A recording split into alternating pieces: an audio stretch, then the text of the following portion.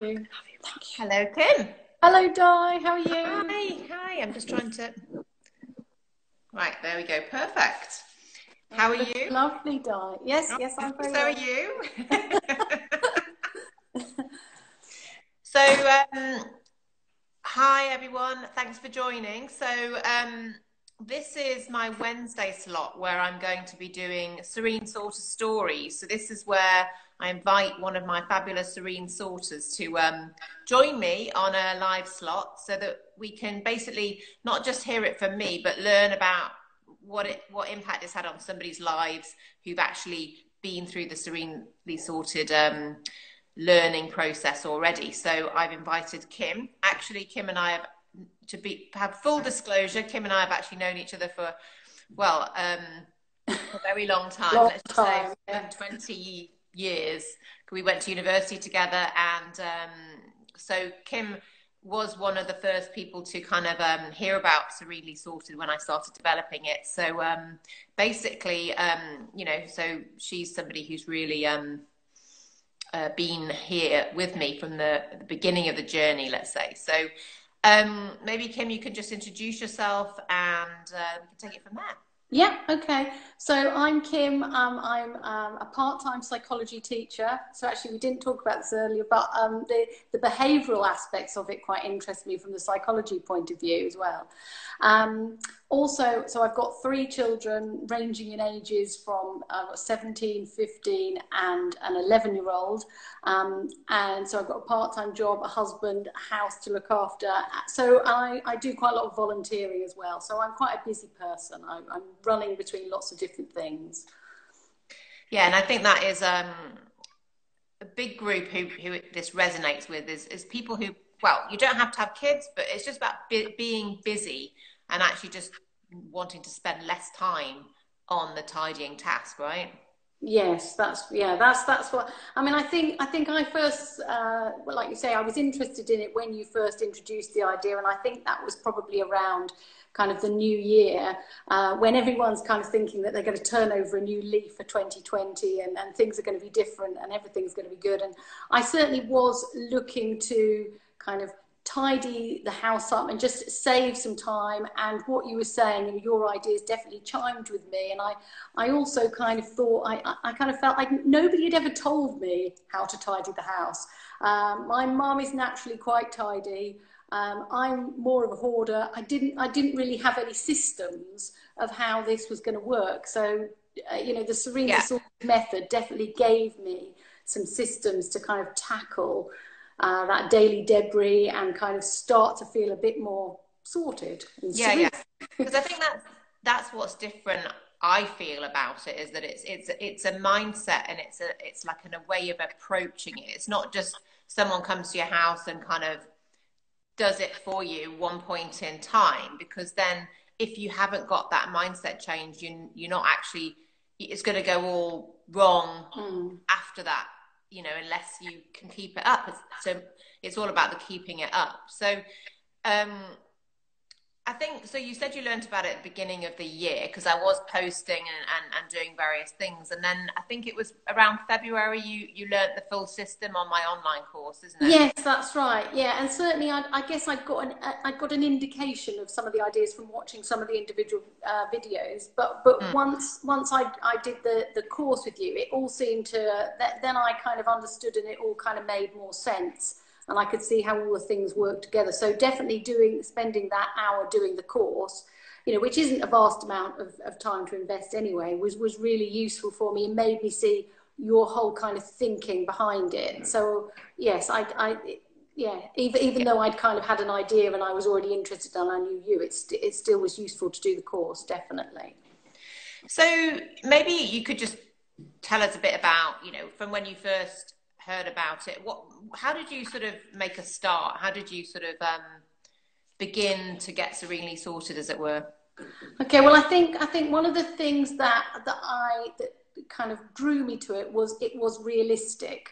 One of the things I was frightened about by some of the other kind of systems you see that are more about decluttering was that kind of the thing about starting with your deepest, darkest cupboard and dragging it all out, and then kind of the fear of losing the plot with that. So the thing I liked about your system is you could literally pick one kitchen cupboard and give it a go.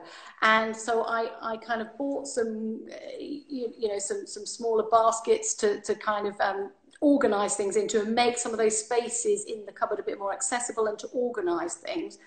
And I just felt it really worked. And I also found that I'd wasted a vast amount of space in my kitchen cupboard. So I found some opened, ready to roll marzipan that had been going out of date since 2009. I think that was probably the worst thing I found.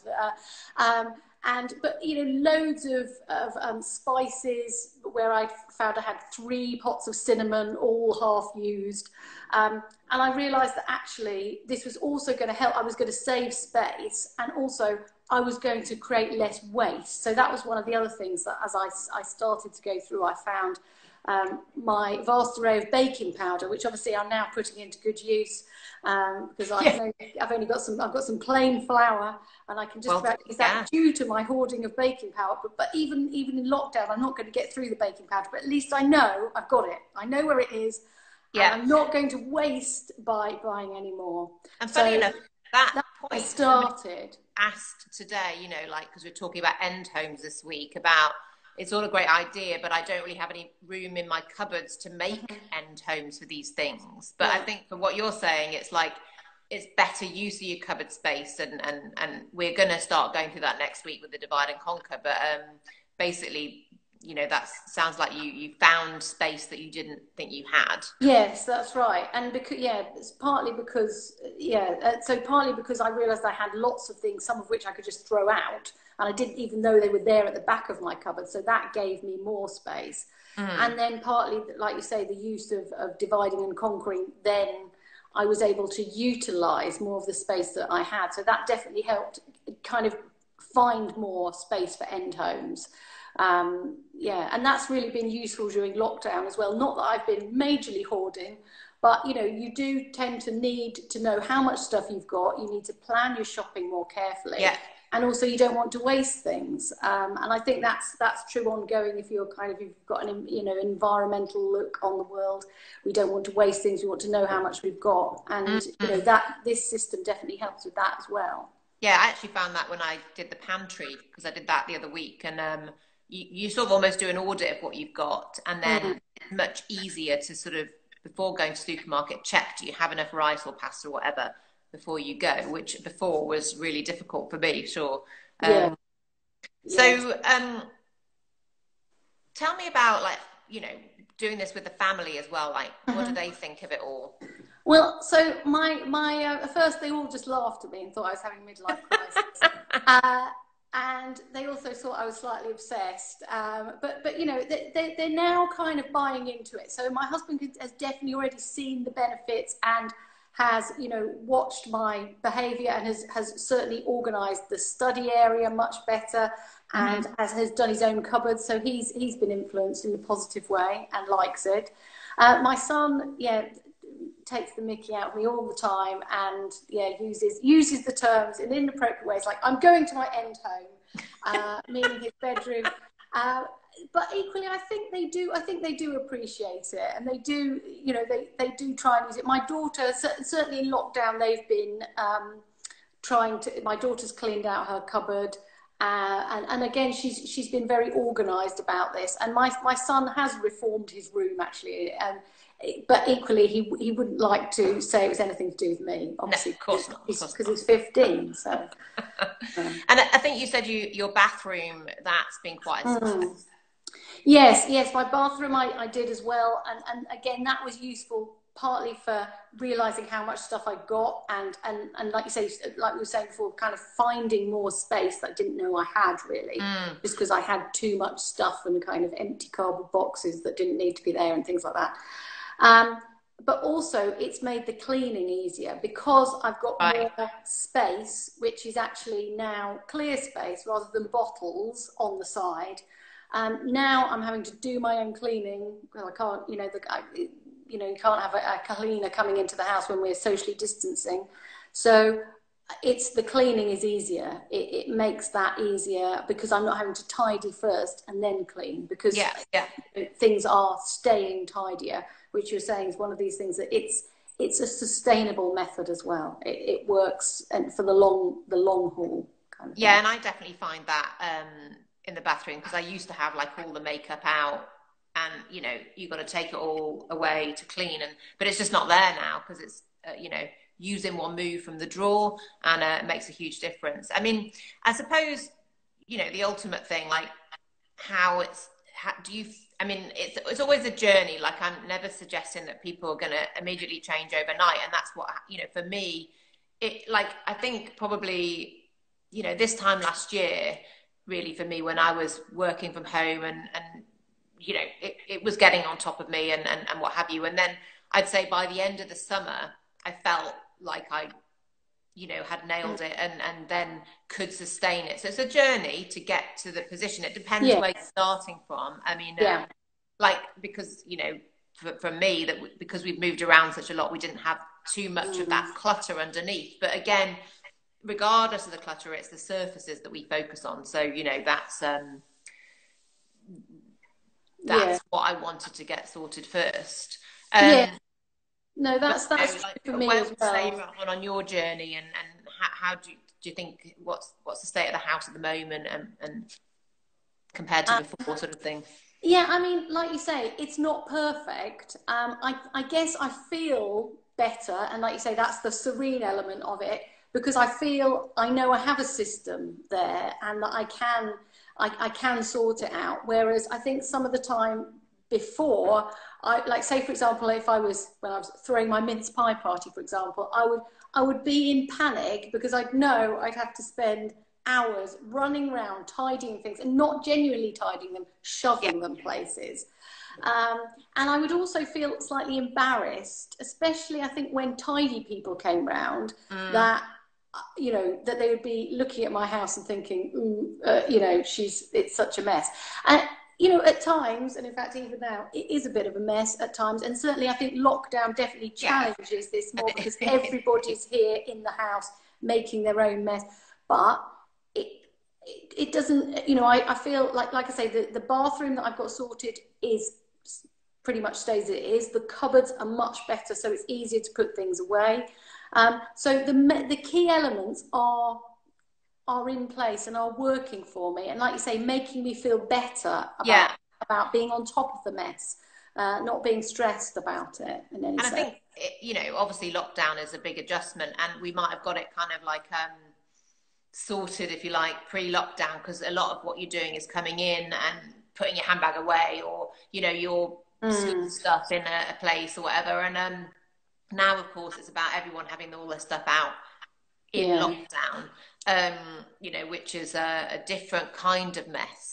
I've got I think one of my little videos is about like the web of wires, and I've got a picnic basket, so I put all the iPad stuff, screen stuff, and chargers and all the things you need in there. But then actually just this week I've divided that more, because you just couldn't find anything inside it, so you just adjust as time goes on to what's needed. So I suppose the sort of final question really is, how do you feel, and how did you feel before? Like, you have alluded to it with kind of maybe, I mean, like having people round, and how worried about what people thought. But I talk about sort of the whole mess stress idea, but it doesn't have to be stress, or and everyone also has a different level of what they're happy with. And I'm never saying that you should be perfectly all the surfaces. It's what your level is that matters. And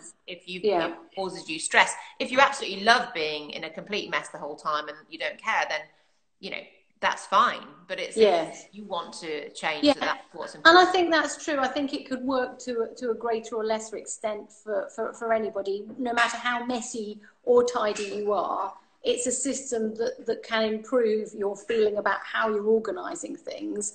And I think that's definitely true. It's not kind of one size. Maybe it is one size fits all, but you can adapt it to any situation. Yeah, and certainly another thing I'm proud of is tidying up the understairs cupboard, which that was, you know, it was less essential.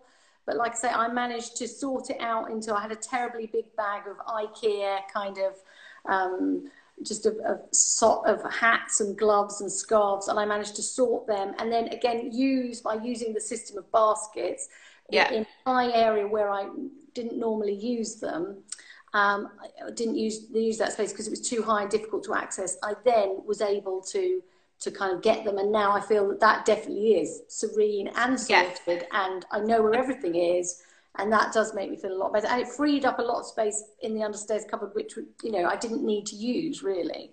So now I'm using that for my schoolwork, which is brilliant. And I think, you know, like, whether you've got like a small apartment or you know, a lot of space in your house, I think it's something that can work for everyone. Because as you know, like I've lived in tiny flats, and you know, I've got quite a nice sized kitchen now, but like actually in this house the storage space isn't that great. So it's again, when we moved in, it's about how you utilize that best, and it sounds like that's been quite a good win for you. Yes.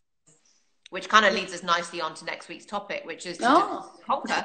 And beyond that, it's about how you use what I call space dividers. I don't try not to use the word storage, because storage does sort of imply, you know, that under the bed kind of putting all the, you know, the clutter in there, or, you know, your winter coats, whatever. The way I use those plastic things and what you've been doing is about subdividing that space that you can make it into nice sized end homes, and that's what I'm going to cover next week on the topic divide and conquer. So you know, that's great. And you know, for me, Kim, like, to see you making a success of this is fantastic. You know, I'm really, really delighted, and you know, I look forward to being able to visit your house at some point in the future, and seeing the latest results. But we will share some pictures from Kim's house in the next few days, so you can see the kind of Serene Sorted story in a bit more depth. And I think, you know, I really like that you said that it was realistic and achievable, and I think also sustainable, because, you know, it's not that we've got beautiful color-coded things in Perspex containers that you just fear to touch.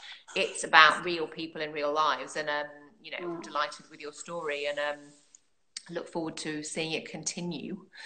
I'll keep working on it for you, Di, because it's helping me too. Okay. Well, thank you very much, Kim. And just before we sign off, I'll just say to everyone that, you know, the approach is that I'm going to do, like, introduce a concept on the Monday every week at 8:30, and then there'll be sort of sharing about that for the whole week. And then on the Wednesday, this Serena sort of story with somebody who has actually already used the system. And Kim did mention there that she'd been through the online training. And that was something before that I was doing sort of for individuals. And I used to have in the past done like events at my own home. But of course, with lockdown now, I am working hard to make this very accessible and able to be, you know, used by anyone. And I'm hoping to be able to release this course next week, so that anyone can learn the Serenely Sorted System, just like Kim did. So you know, there are lots of snippets on the different groups and on Instagram, and I'm about to put it all on YouTube. But you know, the course will be available soon too. So there's my shameless plug. Okay, well, thank you very, very much, Kim. And anyone who's just joined, you know, this will be available on stories. So if you have just catching the end of it now, then you'll be able to just go back shortly in about 5 minutes. I think it will be available on stories for you to look at from the start. It's only, you know, about 15-20 minutes long. So I think worth hearing Kim's story. And thank you very much, Kim. That's been fantastic. Thank you. You're welcome. Bye. Okay. Bye. Bye.